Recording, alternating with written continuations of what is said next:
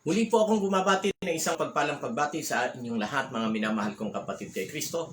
Anumang oras po kayong dinarat na ng programang ito, nawa po ay kayo'y patuloy na nakakaranas ng pamamatnubay ng ating Panginoon. At naway patuloy nating makamtan ang kanyang pagmamahal higit sa lahat. Ano po?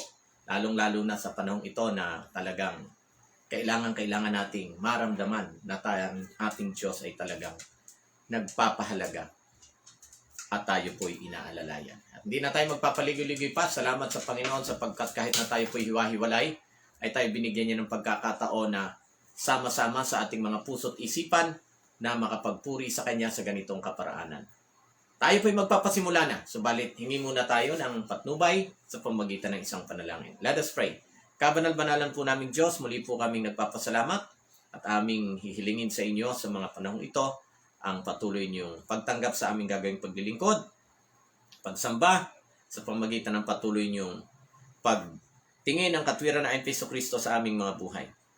At patuloy na gabayan kami ng banal na Espiritu upang patuloy naming matuklasan, matunghayan ang kaliwanag at katotohanan na nais niyong aming matutunan. At pakanaisin namin na ito'y aming may sakabuhayan. Salamat po sa pagbingsan dalangin. Nihiling po namin ang lahat alang-alang sa pangalan ng Kristo na siya naming tagapagligtas. Amen. O ayan, muli po ako nagpapasalamat mga minamahal kong kapatid kay Kristo na kayo nariyan. At tayo po ay magpapasimula na sa ating ikalawang gabi ng pag-aaral sa atin pong Sabbath School lesson, ang pamagat Desire of Nations o ang pagnanasa o pagnanais ng mga bansa. Tayo po ay tumalakay na kagabi at ang ating natalakay kagabi ay yung tinatawag na epekto. Ano ba nagiging pangunahing epekto ng kasalanan? Ang ginagawa nito mga kapatid ay inilalayo tayo ng kasalanan saan? Inilalayo tayo ng kasalanan sa Panginoon. At kung tatanungin sino ba nagkasala, mga kapatid, given, lahat ay lahat ay nagkasala. So, sa gusto pong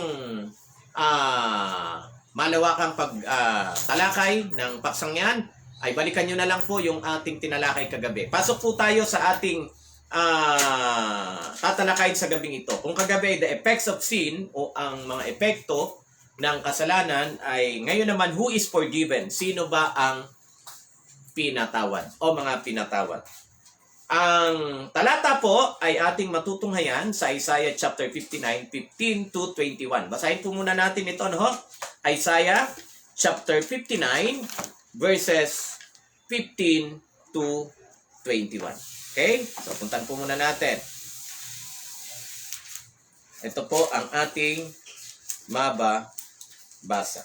59, 15 to 21. Hindi matatagpuan ang katotohanan, kaya nanganganib ang buhay ng mga tao na ayaw gumawa ng kasamaan. Nang makita ni Yahweh na wala ng katarungan, siya ay nalungkot.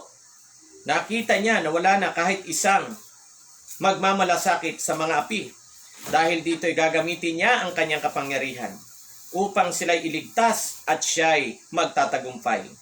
Ang suot niya sa dibdib ay baluti ng katwiran. At sa kanyang ulo naman ay ang helmet ng kaligtasan. Paghihiganti ang kanyang kasuotan at puot naman ang kanyang balaban. Paparusahan niya ang mga kaaway ayon sa kanilang ginawa. Kahit ang nasa malayong lugar ay kanyang gagantihan. Kaya katatakutan siya ng mga taga-kanluran at dadakilain sa dakong silangan. Darating si Yahweh tulad ng malakas na agos ng tubig, gaya ng ihip ng malakas na hangin. Sinabi ni Yahweh sa kanyang bayan, pupunta ako sa Sion upang tubusin ang mga taong mula sa lahi ni Jacob na magsisisi sa kanilang kasalanan. Ito ang aking kasunduan sa inyo, sabi ni Yahweh. Ibinigay ko na ang aking kapangyarihan at mga katuruan upang sumainyo magpakailanman. Mula ngayon ay susundin ninyo ako at tuturuan ang inyong mga anak at salit-saling lahi na sumunod sa akin sa buong panahong darating. Yan po ang mga talatang nabanggit sa Isaiah, Kapitulo 59, mga talatang 15 hanggang 21. Ang katanungan mga kapatid ay, sino ang pinatawad. Sa pagpapaliwanag po ng ating lesson, Isaiah chapter 59 presents a startling picture of the problem of sin. Sabi po rito, maliwanag, basahin na lang po natin yung buong Isaiah chapter 59, ano? At ito'y pinapakita rin po yung talagang kapansin-pansing, ano po? Kapansin-pansing problema na nagagawa nga ng ano? Na nagagawa nga ng kasalanan sa tao. At isa na nga po sa pinaka matinding nagagawa ng ano po o kapansin-pansing nagagawa ng kasalanan sa tao ay ang ilayo siya. Mga kapatid, ilayo siya sa ating Panginoon. Fortunately, sabi dito, sabi nga na iba swerte, pero hindi tayo gumagamit ng salitang swerte, kundi sa kabutihang palad, mga kapatid. Ay ano po, the Bible also presents hope of redemption. Na po, nakita natin kung anong ginagawa o naging epekto ng kasalanan sa buhay ng isang tao. Pero nakikita rin dito, pinapakita rin dito yung alin po, yung pag-asa ng pagliligtas. Lalong-lalo na yung sinabi ng Panginoon na ano, patatawarin niya ang sino mang magsisisi sa kanilang ano po, sa kanilang mga kasalanan. So nakita po natin, merong ibinibigay. Merong isinasaad na ano po, na pag-asa ang Panginoon doon sa mga tao na handang magsisi at magbalik loob sa Kanya. To begin, the first question is, how many of us have sinned? The Bible is unequivocal, mga kapatid. Kung ang tanong, ilan sa atin ang ano po ang nagkasala? Again, the Bible is unequivocal. Ibig sabihin, wala nang ano po, wala nang pagdududa. Wala nang pagdududa. Iisa po ang sinasabi ng banal na kasulatan sa katanungang ilan ang nagkasala o sino nagkasala. Ilan sa mga tao nagkasala. Iisa po, walang pagdududa, walang malabo, sa kasagutan ng Biblia, sapagkat ang sagot ng Biblia patungkol sa kung ilan o kung sino nagkasala, maliwanag pa po sa sikat ng araw na lahat ay nagkasala. All of us. Okay? All of us. Lahat tayo. Sample. Diba? Basahin po natin. Puntahan po natin ang Roma, Kapitulo 3. Alam kong alam nyo na, pero alang-alang po sa ating pag-aaral ngayon ay muli nating tunghayan ang talatang yan. Roma, Kapitulo 3, talatang 23. Ito po ang ating mababasa. Lahat ay nagkasala. Ilan daw po nagkasala? Lahat. At walang sino mang nakaabot sa kaluwalhatian ng Diyos. So nakita po natin, lahat ay nagkasala. So, I hope, may maasa, hangad ko po, natanggap po natin ito. Okay? Lahat ay nagkasala. Kaya nga sabi dito, redemption therefore cannot be based on lack of sin. It must be based on forgiveness. Tama? Ang kaligtasan daw ay pagtubos ay hindi dahil sa kakulangan ng sa kakulangan ng kasalanan, kundi dahil saan? Dahil sa pagpapatawad. At yan po ay mababasa rin natin sa Jeremias 31 o Jeremiah chapter 31 verse 34. Ano po ba ang sinasabi ng Jeremiah chapter 31 verse 34? Mabuti pong tunghayan natin. Jeremiah chapter 31 verse 34. Ito po ang ating mababasa. Malamang paborito nyo ring talata ito, no?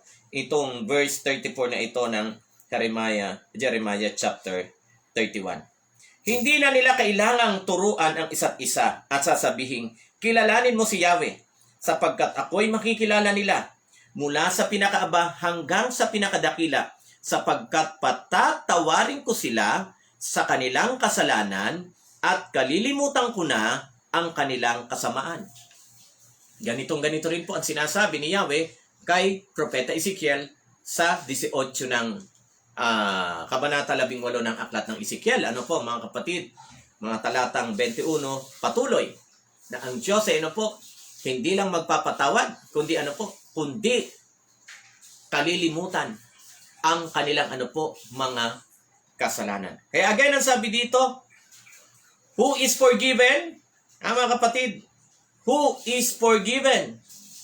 Walang iba kundi Lahat ng hihingi ng kapatawaran. Pero sabi po dito, basahin po muna natin itong sinasabi dito sa Roma 3, 9 hanggang 20 at 23. Binasa na natin yung 23, mga kapatid. Basahin nyo na lang po ulit dyan sa inyong mga Biblia.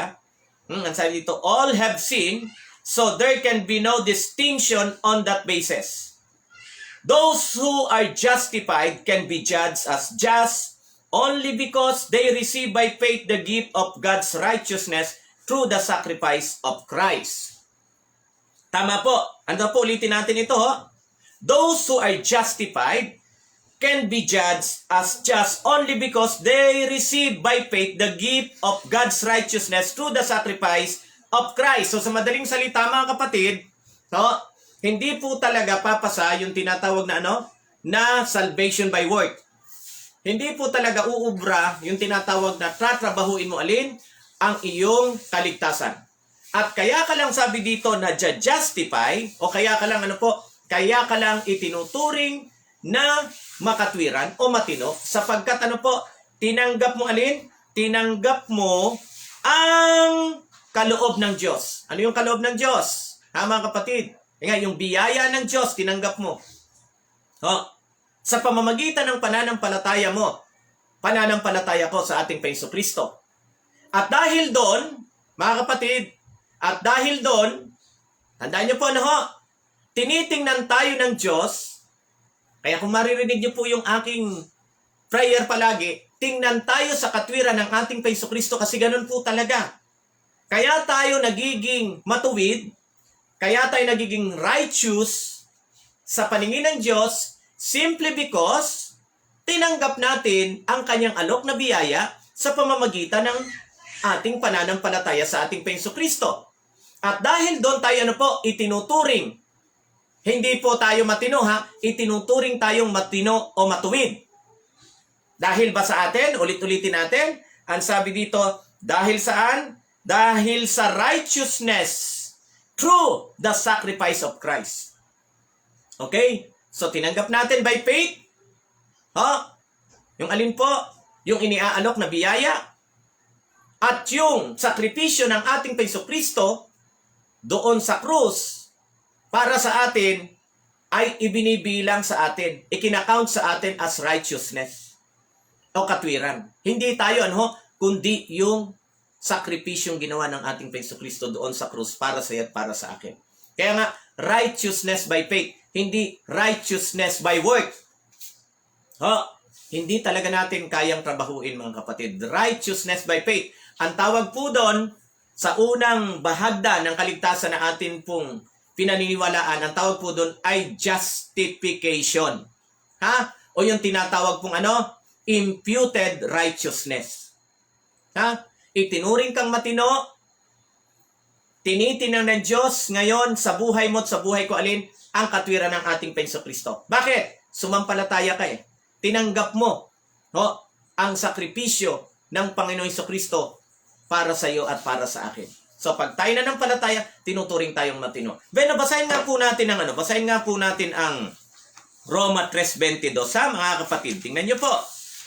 At pagmuni-munihan natin ang husto ito para at least alam natin yung ating kalagayan, yung ating tunay na kalagayan sa Diyos ang sabi po sa talatang 22, ito po ang ating mababasa. Ginagawang matwid ng Diyos ang lahat. Makinig ginagawang matwid. Sino? Ang lahat. Sa pamamagitan ng kanilang pananampalataya kay Jesucristo, walang pagkakaiba ang mga tao. So nakita po natin, bakit ginagawang matuwid ng Diyos ang lahat sa kanyang paningin? Dahil sila'y Dahil sila'y nanampalataya sa ating Panginoon Jesucristo. So kung gusto mo pala, at kung gusto ko, na tayo po'y maging matuwid, o yung katwiran ng ating Panginoon Kristo ang siyang makita sa atin, sapagkat bagamat maaring nagsasawa na kayo, pero ulit-ulitin ko, kasi kung ang katwiran nga natin ang ating iharap sa Panginoon, maliwanag naman na sinasabi po sa Isaiah chapter 64, okay, verse 6, na na ang ating katwiran ay katulad sa isang maruming basahan. At yung maruming basahan na yan, uulit-ulitin ko, pasintabi sa mga kumakain, kaya yan naging madumi kasi napatakan ng regla. Yun po yun, yung maduming basahan na itinuturing dyan, na itinulad yung ating katwiran sa ganung uri ng karumihan, ay basahang napatakan ng regla. Mga kapatid, o sa atin ngayon, dati kasi pasador, ay napkin na pinaggamitan na ng mga kababaihan dahil sila'y binisita o yung kanilang naranasang visitor, mga kapatid. Alam niyan mga kababaihan, di po ba? Kahit tayo mga lalaki, ay natin nararanasan yan, ay aware din tayo na may ganyan ang mga kababaihan. Nakita natin sa ganung uri ng karumihan, inalintulad ng Diyos ang ating katwiran. Kaya kung yun ang titingnan sa atin ng Panginoon, patuloy tayong magiging marumi sa kanyang harapan. Pero dahil sa pananampalataya natin sa ating Jesucristo, muli, ano po ang sinasabi sa atin? Ginagawang matwid ng Diyos ang lahat sa pamamagitan ng kanilang pananampalataya kay Jesucristo. Walang pagkakaiba ang mga tao. So kaya nga paulit-ulit natin sinasabi, righteousness by faith. Katwiran sa pamamagitan ng ating pananampalataya. Okay? At yan po ay sinasabi rin, di ba? Sa 2 Corinthians 5:21. Tingnan nga po natin yan para lalong madagdagan naman yung ating talata doon sa tinatawag na righteousness by faith. 2 Corinthians chapter 5:21, ito po ang sinasabi, hindi nagkasala si Kristo, ngunit alang-alang sa atin siya'y itinuring na makasalanan upang sa pakikipag-isa natin sa Kanya, ay siyempre, paano ka makikipag-isa kung hindi ka nananampalataya? So, kailangan talaga yung faith o yung pananampalataya sa ating Jesucristo. And sinasabi dito, upang saan? Sa pakikipag-isa natin sa Kanya, ay magiging matuwid tayo sa harap ng Diyos. So, ayan po isa uling talata na nagpapakita na kaya lang tayo nagiging matino. Kaya lang tayo nagiging matuwid sa harapan ng Panginoon dahil sa tayo nakipag-isa. Nanampalataya sa ating Panginoon Jesucristo. Kaya, yun po ang pangunahin natin na dapat talagang maranasan. Kung gusto natin ang lubusang kapatawaran at kung gusto natin yung ating mga sarili ay makita ng Diyos na malinis, righteous sa kanyang harapan, kailangan natin alin po? Panampalatayanan, ang alin po? Ang libreng regalo. Sabagay, may regalo bang binabayaran? Yung kaloob ng ating Panginoon. Alin po yun? Yung righteousness. Dahil sa ginawang sakripisyo ng ating Jesucristo sa atin. So, sana po naging maliwanag po yan. Kung di pa po naging maliwanag yan, ewan ko na lang kung paano pa natin ipapaliwanag ng mas mababaw yan. Okay? So, righteousness by faith. Righteousness by faith. Manampalataya tayo sa ating Jesucristo, sa kanyang ginawang sakripisyo, at pag yun ay nangyari, automatic, mga kapatid, automatic.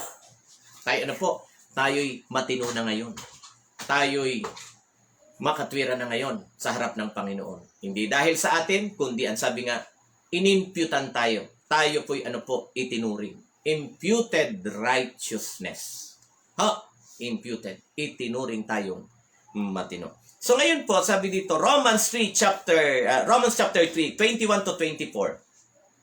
What are these verses telling us about how we are saved? What hope should they give us in the judgment? Ang katanungan po, ano daw po sinasabi ng mga talatang ito kung papaano tayo maliligtas?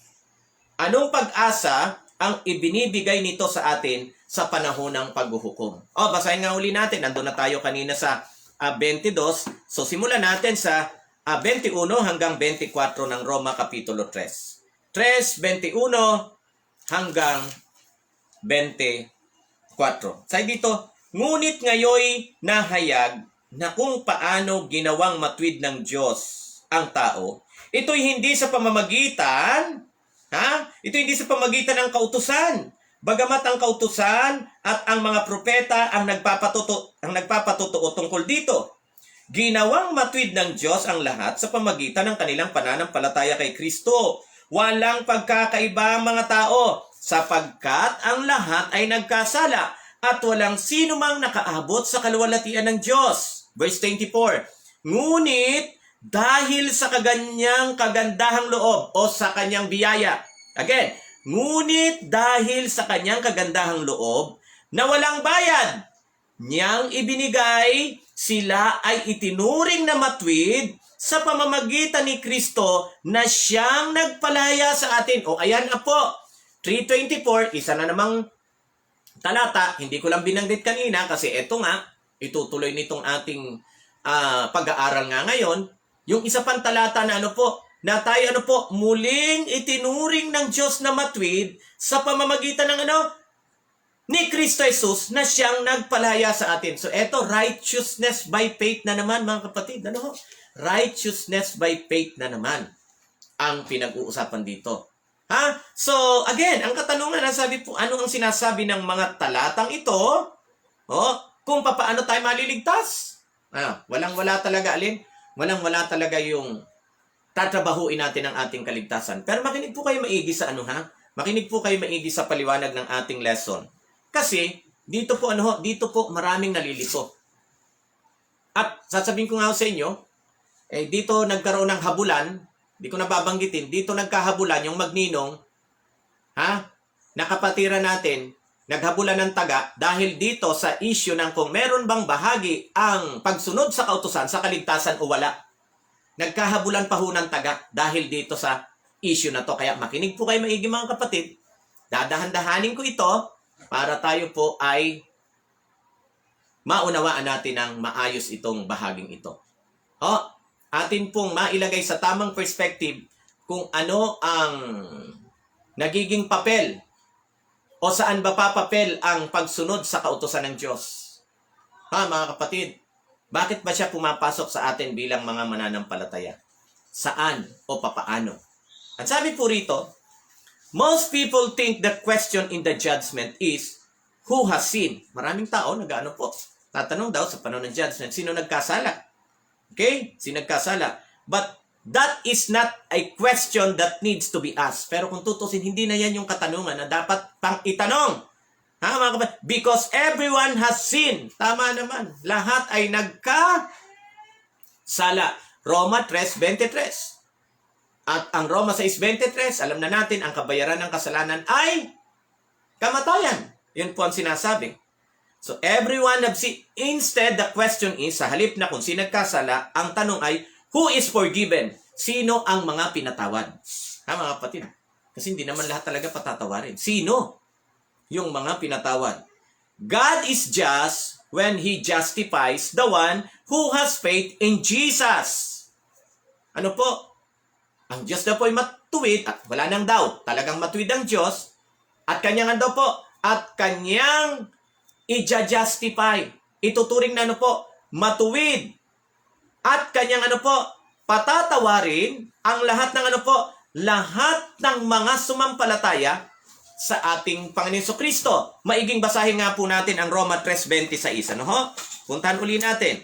Roma, Kapitulo 3, talatang 26.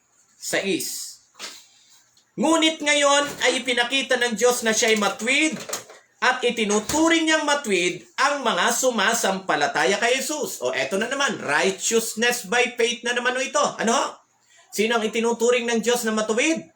Itinuturing niyang matuwid ang mga sumasampalataya kay Jesus o sa ating Panginoon Kristo. Mga kapatid. Kaya, sino'y napapatawad? Ay, yun lang, yun lang mga sumasampalataya. But, mga kapatid, baka pumasok naman sa inyo ang kaisipan, paano yung Brad? Yung mga Hindu, yung mga Muslim, yung mga Shinto, yung mga Confucianist, yung mga sumasamba sa hindi natin sinasambang Diyos o hindi nila kilala ang ating Kristo. Paano yun? May sariling batayan din po ang Diyos doon sa bagay na yun. Kasi, in fairness, araw-araw may namamatay na Muslim, may namamatay na Hindu, may namamatay na Buddhist, may namamatay na Shintoist, at kung ano-ano pa, may basihan ng Panginoon sa kanila. May ibang basihan sa kanila At ang sabi nga po, kung babasahin nyo yung nasa Roma 2, 11 hanggang 14, babasihan ng Diyos yung kanilang budhi. Ibig sabihin yung kanilang nalalaman. Doon babasihan ng Diyos yung kanilang yung paghatol sa kanila. Pero sa atin mga kapatid, na nakaalam ng Ebanghelyo, maliwanag pa po sa sikat ng araw na itinuturo sa atin ang banal na kasulatan. Na tayo'y nagiging matuwid sa harapan ng Diyos.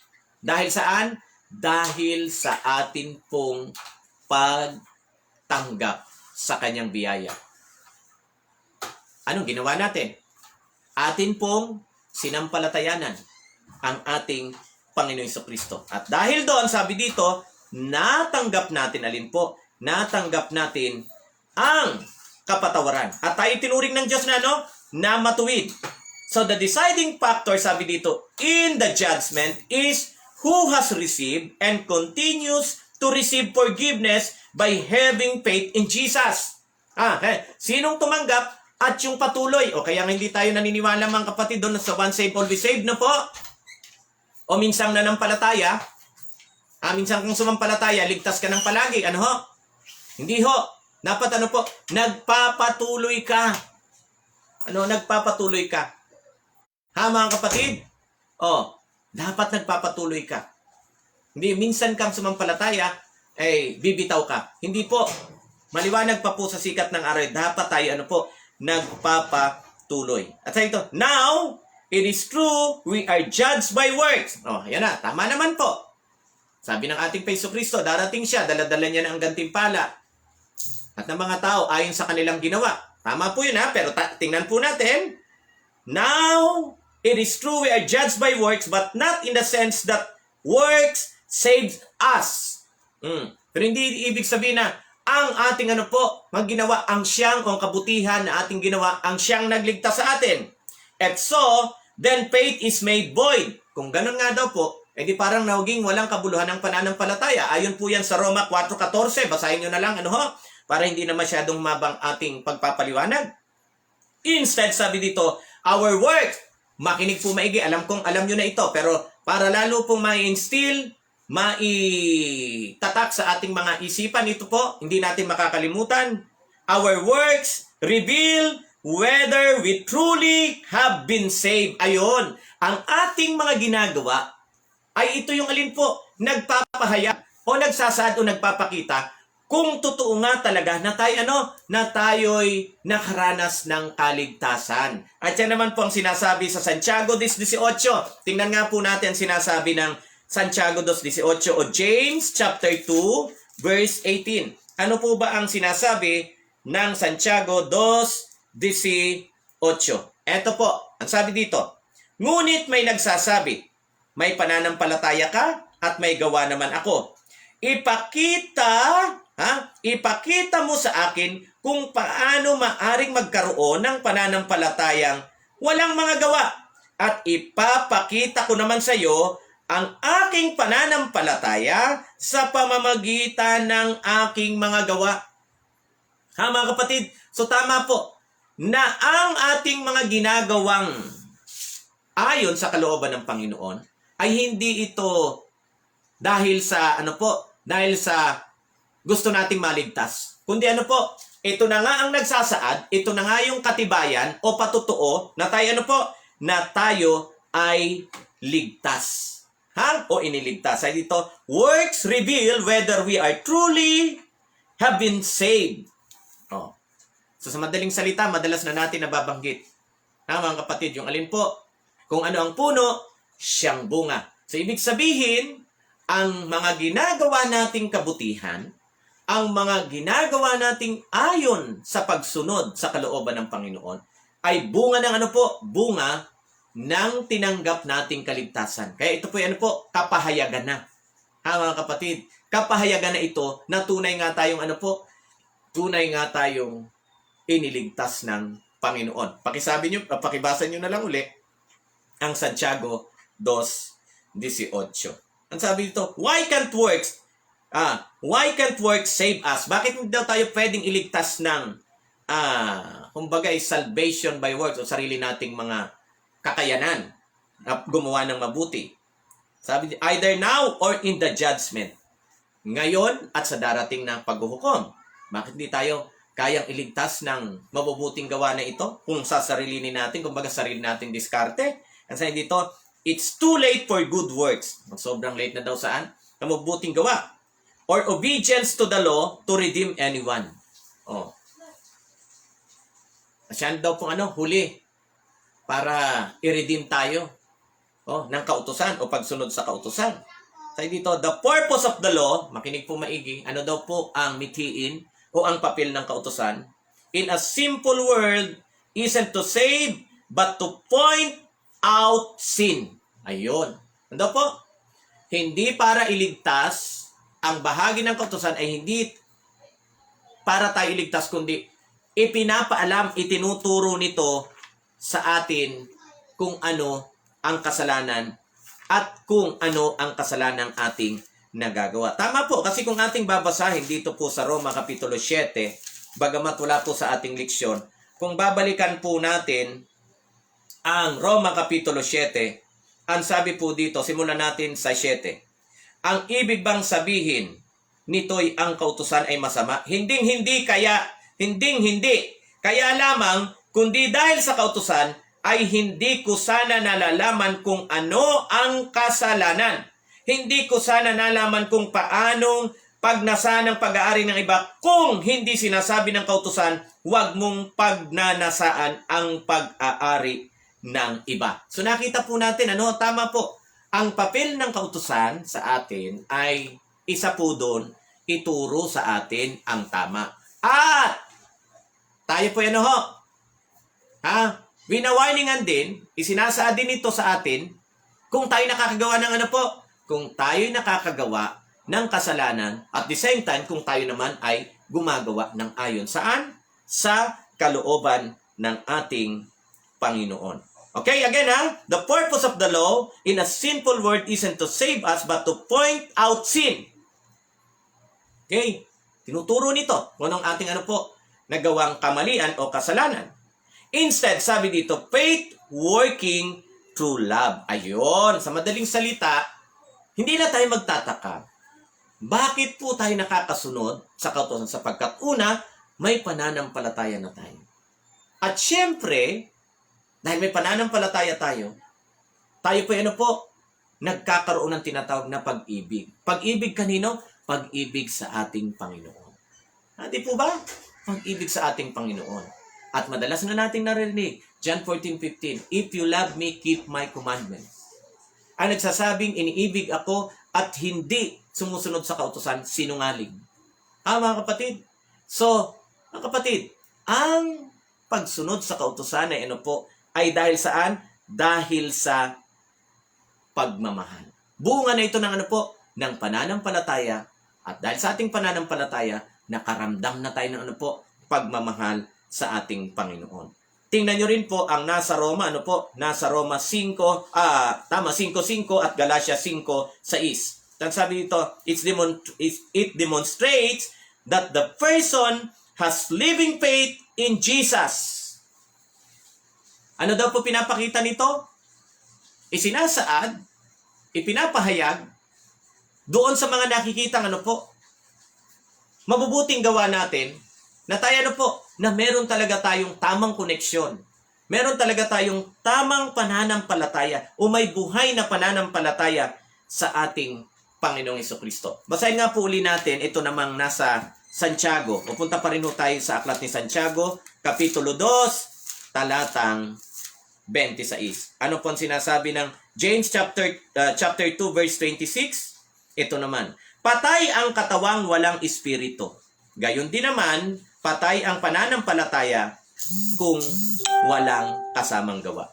Nakita po natin, ang gawa ay pagsasaad, mga kapatid, ay pagpapatunay lamang na tayo merong buhay na koneksyon sa ating Panginoon. O kaya, ang ating pananampalataya, isang buhay na pananampalataya, hindi patay. So, I hope na naging maliwanag po yan sa atin. Na ang paggawa ng mabuti ay hindi magiging dahilan para tayo maligtas, kundi manapa sa kabaligtaran, ang mga nagagawa nating kabutihan ay kapahayagan ng ating tinamong kaligtasan at kapahayagan na tayo'y may isang buhay na pananampalataya sa ating Panginoon. Mga kapatid, sana malinaw po yan. Sana malinaw po yung mga nabanggit ko na yan. Sana hindi po kayo malabuan kasi kung hindi nyo pa rin po na unawaan, hindi ko na alam kung paano pa ito paano pa ito pabababawin, mga minamahal kong kapatid kay Kristo.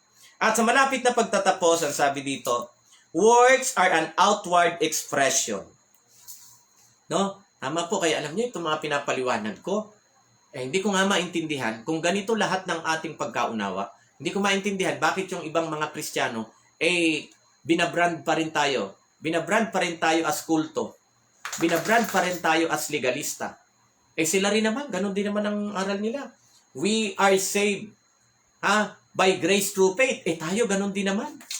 Mga kapatid, hindi rin naman natin sinasabi na trabahuin ang kaligtasan kasi talagang hindi natin magagawa yun. Pero sa kabila ng ganitong kalinaw na ating paninindigan patungkol sa tamang kaisipan sa biyaya, pananampalataya at pagsunod sa kautusan, tayo po'y branded pa rin as kulto, branded pa rin tayo as legalista. Hindi ko makita yung dahilan nila mga kapatid. Pag sila nagsabi na sundin ang utos ng Diyos, okay sila ay mga evangelicals, sila ay mga orthodox Christian. Pero pag tayo sundin ang utos ng Diyos, mga legalista yan. Mga nagpapakahudyo yan. Nagpapakunyaring mga Hudyo pero hindi naman. Ganon mga kapatid. Pero hayaan nyo na sila. Hayaan nyo na sila. Mga kapatid, hayaan nyo na sila.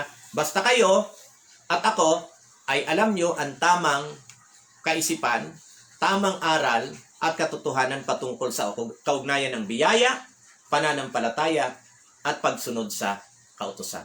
Alin po nagliligtas? Biyaya ng Diyos, kabutihang loob. Pero paano natin makakamtan yung biyaya ng Diyos? Kinakailangang sumampalataya tayo sa ating Panginoon. At pag tayo sumampalataya sa ating Panginoon, ano ang kapahayagan na totoo tayong sumasampalataya sa ating Panginoon? Ang kapahayagan o ang ebidensya na ikay totoong sumasampalataya sa ating Panginoon ay sumusunod ka. Nagagawa mo na sundin alin ang kautusan ng Panginoon. Hindi para maligtas, kundi, ulitin po natin, hindi para maligtas, kundi, yan ang kapahayagan na tunay ka ngang na tunay ka nang iniligtas ng Panginoon. Kaya sana loud and clear po yan. Katulad ng sinasabi, sino po ito?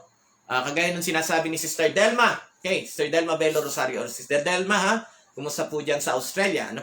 So, I hope na maging maliwanag po yan sa inyo. Para sa susunod, pag kayo'y sinita, pag kayo'y challenge, pag kayo'y tinanong ng ating mga kapwa Kristiyano na kontrang-kontra sa pagsunod sa kautusan, lalong-lalo na sa pangingili ng araw ng Sabat, I hope na inyong maipapaliwanag ito ng maayos. Regardless kung i-reject nila o i-accept, ang mahalaga, kayo sa inyong puso at isip, alam nyo ang tamang koneksyon o ang tamang papel ng biyaya, ng pananampalataya at pagsunod sa kautusan ng ating Panginoon.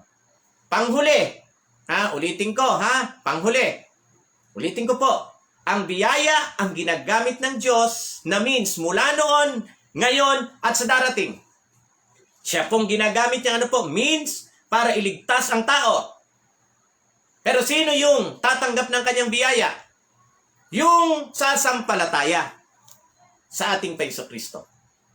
At yung totoong sumasampalataya sa ating Panginoon, ay makikita kung tunay o hindi. Bakit? May kapahayagan May revelation na makikita sa kanilang buhay. Ano yon? Yung pagsunod nila. Saan? Sa kautusan ng Diyos. Mga minamahal kong kapatid kay Kristo.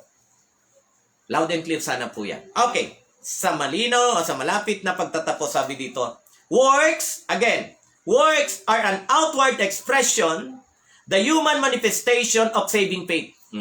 Outward manifestation. Ng ating ng ating tinanggap na kaligtasan. Hence, sabi dito, a true Christian experience is one which faith is expressed in a daily commitment to the Lord that is revealed by the obedience to the law. Ayun. Ganon din po. Hindi ko na masyado ipapaliwanag. Yun din po yun, ano?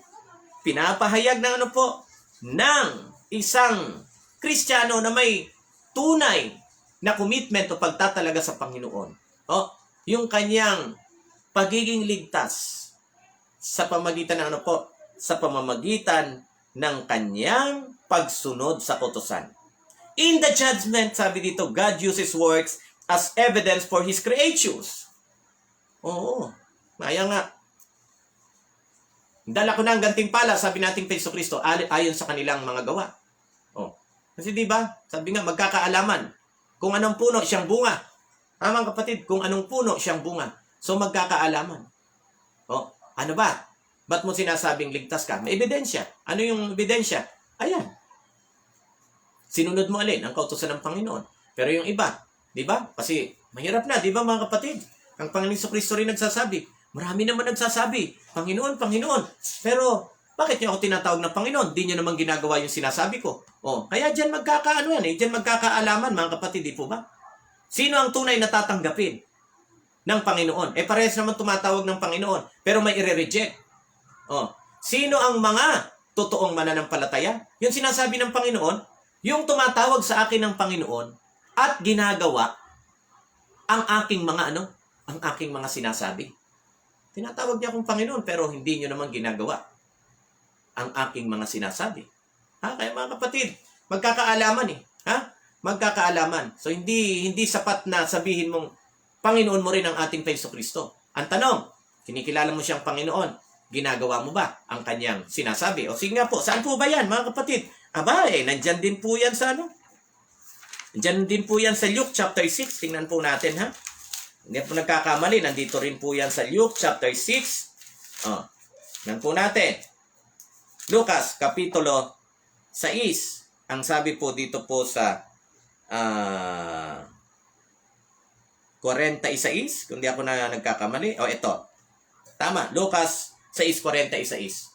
Bakit ninyo ako tinatawag na Panginoon, Panginoon? Gayong hindi naman ninyo tinutupad ang sinasabi ko. Maliwanag pa sa sikat ng araw yan mga kapatid Marami rin kasi nga, Lord, Lord, Lord, Lord. Sabi ng Panginoon, bakit ninyo ako tinatawag na Panginoon? Gayong hindi naman ninyo tinutupad sinasabi ko. Mga kapatid, hindi tanggap ng Panginoon yung lip service. Praise the Lord, hallelujah. Pero yung utos ng Panginoon, ayaw niya namang, tinawag mo pang Panginoon, tinawag mo pang Master, pero ayaw mo naman sundin kung ano yung sinasabi niya. Ano nga naman ang kabuluhan nun? Kaya sabi niya, sasabihin ko sa inyo kung ano ang katulad ng taong lalapit sa akin, nakikinig sa aking mga salita at nagsasagawa ng mga ito. Siya'y katulad ng isang taong humukay ng malalim at nagtayo ng bahay sa pundasyon ng bato. Nang bumaha, bumugso ang tubig, hindi natinag ang bahay na itinayo sapagkat matibay ang pagkakatayo nito. Madaling salita, itinulad ng ating Kristo ang isang taong tumatawag sa kanya ng Panginoon, sinusunod yung kanyang mga utos sa isang taong matalino. Pero yung mga tumatawag din sa kanya, Lord, Lord, Lord, Lord, pero ayaw naman sumunod, mga kapatid. Ito naman ang sinabi niya, ngunit ang nakikinig naman ng aking mga salita at hindi tumutupad nito ay katulad ng isang taong nagtayo ng bahay nang walang pundasyon. Nang bumaha at bumugso ang tubig sa bahay na iyon, kaagad itong bumagsak at lubusang nawasak. Sa madaling salita, mga kapatid, pinapayag ng ating Kristo na hindi sapat sa Kanya na tawagin natin siyang Lord, lahat naman umaangkin. Lord, pero sino ang totoong tinatanggap ng Panginoon? Mula mismo sa bibig ng Panginoon, yung mga taong tinatawag siyang Panginoon and at the same time ay ginagawa, tinutupad yung kanyang yung kanyang mga sinasabi. Kaya tama po itong tama po itong sinasabi ng ating leksyon. So, ang sabi dito, works are an outward expression of human manifestation of saving faith. Hence, a true Christian experience is one in which faith is expressed in a daily commitment to the Lord that is revealed by the obedience to the law. And in the judgment, God uses works as evidence for His creatures who cannot read thoughts of faith as he can. But, ang sabi dito, for the converted person, naamin niyo po ba na kayo at ako'y converted person? Only works following conversion when the life is empowered by Christ and Holy Spirit are relevant in the judgment. Sa mga ano daw po, sa mga na-convert talaga, talagang ang buhay na empowered o binigyang kapangyarihan ng ating Jesucristo sa pamamagitan ng banal na Espiritu ay siya lang magkakaroon ng kabuluhan pagdating ng araw ng paghuhukom o hatol. The pre-conversion life of sin has already been washed away by the blood of the Lamb. Tama po. No? Bakit? Itinuring na tayong matino ng Diyos kasi nagsisi tayo. Tinanggap natin yung kanyang biyaya sa pamagitan ng ng pananampalataya sa ating Jesucristo. Kaya lahat ng ating mga gawang kasalanan ay na-wash away na yon. Nalinis na yon, hinugasan na yon. 1 John 1:9.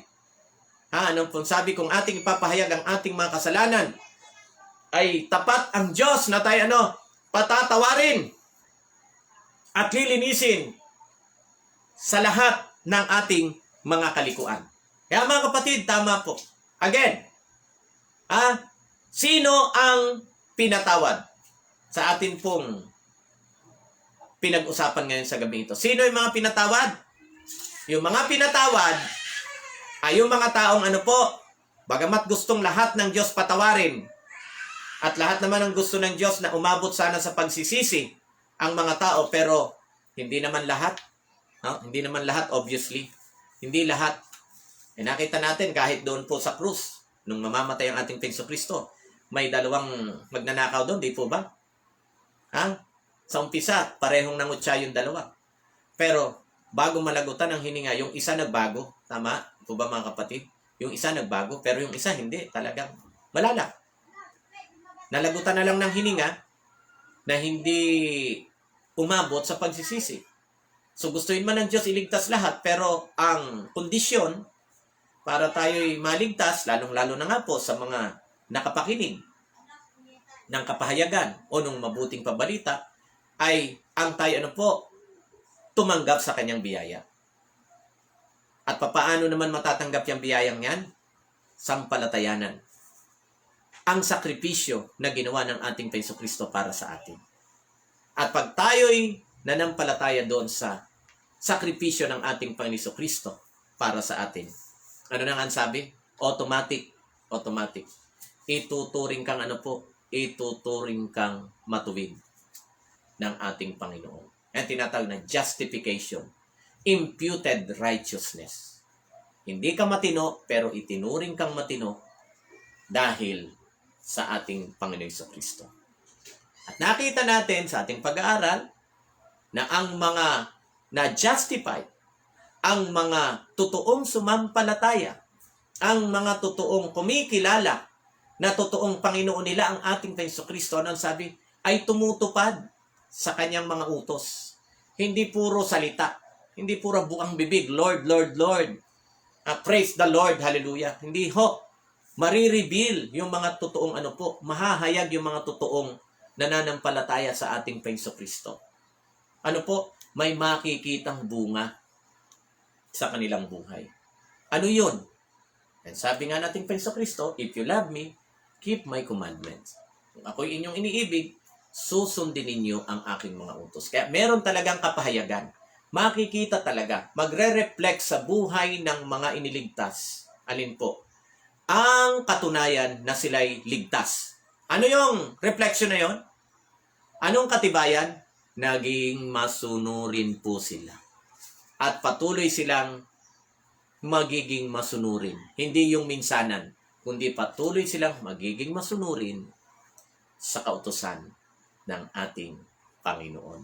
Ayan mga minamahal kong kapatid kay Kristo, muli po ako nagpapasalamat na tayo po'y nagkasama-sama. Umabot po tayo ng mahigit 150, kanina 151, eto po kanina humigit pa doon at ngayon nasa 150 tayo. At habang marami pa po tayo, sasamantalahin ko po na pakiusapan po uli kayo na sana ang mga hindi pa po nakaka-follow, nakaka-like ng ating Facebook page Paglapit kay Kristo, paki-follow nyo naman po, paki-like, at para hindi po tayo nabablock, ay kayo na rin po ang mag-share. Kasi pag ako po nagsishare at yung ating admin ay nabablock po yung ating Facebook account, pati yung ating Facebook page ay nadadamay. Ano? Kaya kayo na lang po, kung hindi naman kalabisan, paki-share na lang po itong ating program kung iniisip nyo na ito'y pakinabang naman. Ano ho? At sa mga gusto sa YouTube, late nga lang dahil yung ating program dito sa Facebook ay siya namang ating ina-upload doon sa YouTube, ay kung gusto nyo, doon naman sa YouTube ay pakisubscribe nyo na rin po yung ating YouTube channel at pakipindot nyo po yung notification bell o yung kampana doon para lagi rin po kayong updated sa atin pong ginagawang sa ating ginagawang pag-aaral. Okay, mga minamahal kong kapatid, paano po ba ito? At kami po ay may program sa pag-aralan natin. Kagabi wala dahil napagod yung ating napagod yung ating mga kapatid dahil sa dumayo po sa Pangasinan. So, bukas na lang po ako bukas na lang po akong mag-share ay magsa-shout out mga kapatid So, mananalangin lang po tayo ngayon ng generic. Sa shoutout na lang po ako bukas, babawi po ako bukas ng umaga if God's will. So sa mga nakapag-share, thank you so much po. Sa mga hindi naman, at least nanood, maraming salamat din po. So, salamat po sa pangunawa, So, ay mga may pinagpipray po, ay gawin na lang po nating generic mga kapatid. At lipat po kayo sa mga hindi pa mapupuyat, lipat po sa pag-aralan natin. At promise, kung tayo'y gigisingin ng Panginoon ng malakas bukas po ng umaga, ay babawi po tayo sa shoutout sa ating devotional program. Mga kapatid? Okay lang po mga kapatid? Lipat po sa pag-aralan natin. Okay, ang dami natin. Wow, praise the Lord. Opo, maraming salamat Papa Gerald at Mama Mira. Opo, marami tayo kanina. Salamat po. Sana all. Pero okay lang. It doesn't follow. Basta nandiyan kayo, kahit ilang kayo, ay talagang itutuloy po natin ang ating pagsasahimpapawid ng ating program. Una sa Panginoon, at syempre kay poprituhan naman, nagagawin ko ito nang ako lang ang manunood. Una sa Panginoon, at of course, para po sa ating mga kapatiran. All for the glory of God, of course. All for the glory of God. Let us pray. Kabanal-banalan po namin Diyos, muli nagpapasalamat ang iyong mga anak upang patuloy niyong sa patuloy niyong pagtangkilik ng aming ginagawang paglilingkod. Salamat po sa liwanag na inyong ipinagkaloob, lalong-lalo na po sa aming napag-aralan ngayon. Tunay ng kasalanan na aming naggawa ang siyang nagpapalayo sa amin sa inyo. Kay patuloy na lumalapit sa amin, pero dahil po sa aming mga kagagawan, napapalayo po kami sa inyo. Subalit, kayo'y nagbigay ng pag-asa na ang sino mang magsisisi ay inyong tatanggapin at inyong ituturing na parang hindi nagkasala. At kung patuloy kaming kakapit, mananatili sa inyo, makikita sa aming mga buhay ang tunay na kapahayagan na kami nga po'y inyong pinatawad, hindi lang pinatawad kundi kami inyong iniligtas. Makikita sa aming mga buhay ang pagsunod sa iyong banal na kautusan. O Panginoon, maraming salamat sa iyong kahabagan. Salamat po at kayo ang Diyos na aming nakilala. Saan mang dako ng mundo naroon ng aking mga minamahal na kapatid, inyo po nawang patnubayan. Ingatan, pagpalain, ilayo sa anumang kapahamakan, ibigay ang mga pangangailangan, higit sa lahat, maranasan ng bawat isa ang inyong pagmamahal. Narito, nadalain ko po lahat ng mga kapatid man o hindi, lalong-lalo na yung mga kapatira na nagdulog ng kanilang mga prayer requests sa programang ito. Panginoon, sino man sila. Sila man ay may sakit sa pisikal, inyo po nawang pagalingin. Higit sa lahat kung sila ay may karamdamang espiritual, lalo nyo pong patuloy na pagtiyagaan. Makapanumbalik po nawa ang bawat isa bago mahuli ang lahat. At patuloy ko pong hilingin, Panginoon, sa mga nangyayaring kabagabagan sa sanlibutan ito, patuloy lang po nawa kaming magtiwala sa inyo. Ano man ang ihatid sa amin ng bukas, ang mahalaga, kami ay patuloy na magtitiwala sa inyo. Patuloy na gamiting liwanag at asin ng sanlibutan ng mga kapatid. Maging daluyan ng pagpapala sa bawat isa. Maraming salamat po sa inyong pinagkaloob na pagkakataon, sa pinagkaloob higit sa lahat na kaligtasan.